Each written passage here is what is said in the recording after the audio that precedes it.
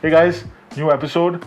Super excited today to have the KEF LS50 wireless as well as the KEF LSX with me. Both iconic speakers in the hi-fi space. Lots of you guys have asked me to review them. They both happen to fall into my EZ5 pyramid, the LSX at the mid-level of things, and the LS50 wireless is obviously at the higher end. Before I get into talking about the actual products, let me give you a brief rundown about KEF as a brand. KEF starts off in the early 1960s. KEF stands for Kent Engineering and Foundry. It started by a gentleman named Raymond Cooke, who happens to be an ex-BBC engineer. He's big into research when it comes to driver design, measurement techniques, materials being used in the constructions of drivers, as well as speaker enclosure. Towards the end of the 1980s, they come up with a Uni-Q driver design, a coaxial driver design, where the tweeter is inserted into the woofer, like you see here. KEF will make this a mainstay of their speaker range. It gives them a very unique sound and sort of helps them build their unique pedigree in the hi-fi space over the next few decades. Early 2010s, they launched the LS50 passive speaker, which becomes a cult product in the hi-fi space, one of the more respected passive speaker designs. This was made to commemorate 50 years of KEF being in existence. Mid 2010s, they launched the LS50 wireless, which is that very same speaker, obviously, with inbuilt amplification. And then in the 2020s, they launched what you see here in front of me, which is the LS50 wireless 2, which features their new MAT meta material absorption tech. This was a specific material that they made in conjunction with AMG, Acoustic Meta Material Group. This material, which features a sort of a maze-like design, is made into a disc that's placed at the back of the driver, removing unwanted sound disturbances, which gives it a leaner, cleaner, more natural sound. At the same time, in 2018, they launched the LSX, and then later on in 2020, an updated version of the LSX2, which is the LSX with slightly better design, newer driver technology, and added features. Initially, the plan was to make 2 separate videos around each product, but invariably, when I'm making these sales, I noticed that a lot of customers pit the LSX against the LS50, and so for that reason I thought it would be best for me to make a single video where I explain the pros and cons of both speakers so you can make an informed decision. Let's start off with the LS50 wireless 2 first. This is a 2-way bookshelf with the 12 Gen Uni-Q driver with the MAT technology we spoke about earlier in the video. Available in a variety of colors, including black, white, gray, and red. Connectivity wise, from the wireless perspective, fully loaded Wi-Fi, Bluetooth, AirPlay, Chromecast, Roon, DLNA. Supports all modern streaming services. Wired inputs includes HDMI, eARC, optical toslink, coax, 3.5mm analog, Ethernet, as well as an RCA out in case you need a little extra bass from a subwoofer. Includes a total 760 watts worth of power, which is 280 watts worth of Class D power for the woofer and 100 watts worth of Class AB for the tweeter. Both of these bi-amped per speaker. Supports PCM up to 24-bit 320 kilohertz and DSD up to DSD256, as well as MQA decoding. Supports most modern audio file formats, including FLAC and WAV. Network streaming over Ethernet and Wi-Fi. No USB supported for audio playback. From an app perspective, you're going to need the KEF Connect app to do the initial setup, as well as to run occasional firmware updates. Has built-in room EQ for basic tuning for room positioning such as wall, desk, and stand. Under full wireless setup, it supports 24-bit 96 kilohertz. If you need the full capacity of 192 kilohertz, you're going to have to use the Ethernet cable between the 2 speakers. This also includes a very cool looking touch sensitive control panel on the top of the primary speaker, which will give you controls for obviously switching the unit on and off, controlling volume, as well as switching through all potential inputs available to the speaker. Next up, we have the LSX2. This is a compact 2-way bookshelf featuring the 11th generation Uni-Q driver, available in black, white, blue, and red. The wireless options include Wi-Fi, Bluetooth, AirPlay, Chromecast, Roon, and DLNA.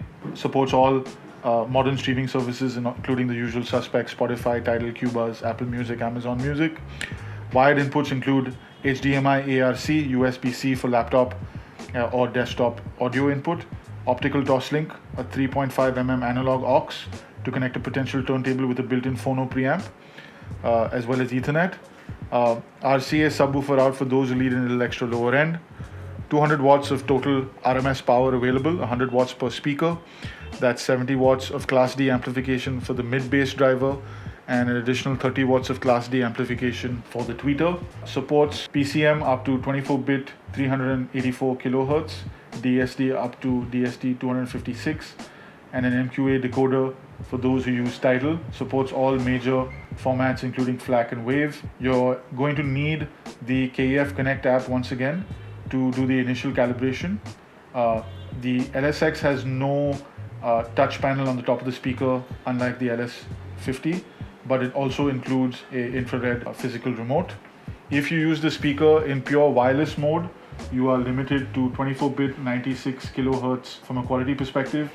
If you connect the speakers with the wired Ethernet option, you'll bump it up to 24-bit and 192 kilohertz. So those are the technical specifications. Obviously, technical specifications don't necessarily pan out in real life. These are my real world feedback on both of these speakers. Let's start off with the LSX. From a soundstage perspective, both of them, the LSX as well as the LS50, both have a wide, layered, sort of engaging soundstage. Not much to tell from a difference perspective. I think on the treble front, both have a non-fatiguey treble, which means you can listen to both of these speakers for long periods of time without having to switch them off. The LS50 has a slight edge on the treble front at higher volumes, I feel. There's less harshness associated. This, in my feeling, is likely down to the usage of this MAT technology that we spoke about earlier in the conversation. Mid-range wise, both of them provide clear, sort of outstanding vocals.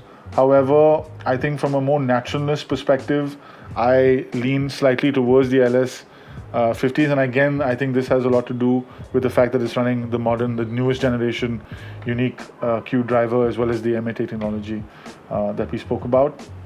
On the lower end, the LSXs are considerably smaller than the LS50s, so I think that in larger rooms, you might feel the need to pair the LSX with a sub. However, for most smaller rooms, including bedrooms and studies and smaller living spaces, I think these are more than adequate. The LS50s, relative to the size of the speaker, deliver a tremendous amount of clean, punchy, tight bass. I think that there's no need for the subwoofer for most rooms unless you're living, unless this is going to be integrated into a large living space, say 450 square feet plus, in which case I think you'll probably need the sub to take care of the lower end, and in some cases it might also be worth looking at the LS60, which are sort of the floor standing big brothers of the LS50. What are my final thoughts? I think something that has to be taken deeply into consideration when deciding which speaker to pick is the budget, obviously, and these are priced at opposite ends of the spectrum. The LSX retails for $136,000 odd, plus 40K give or take for stands. The LS50s are at $272,000 plus an additional 50K give or take for the stands. So there's a much larger investment associated with the LS50s. The simple way to figure out what I would purchase would be based obviously on the use case. If this is going to be integrated into a bedroom, home office space, I think the LSX is a no-brainer. I think it provides great audio, not necessarily separates hi-fi grade audio, but lifestyle audio that at that given price point puts most of its competitors to shame. The moment you have to integrate this into a larger space, meaning a living room or a larger living room, I think that's when the LS50 really becomes worth it.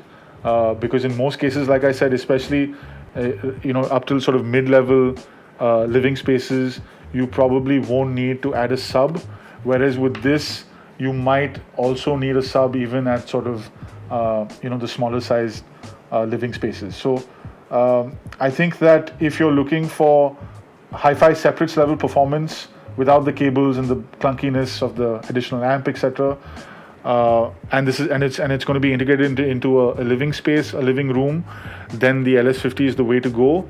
If you're looking at a smaller setup, if you're looking at a workstation setup, then I would go with the LSX. Hopefully this video has made the decision to buy the LSX or the LS50 a lot easier.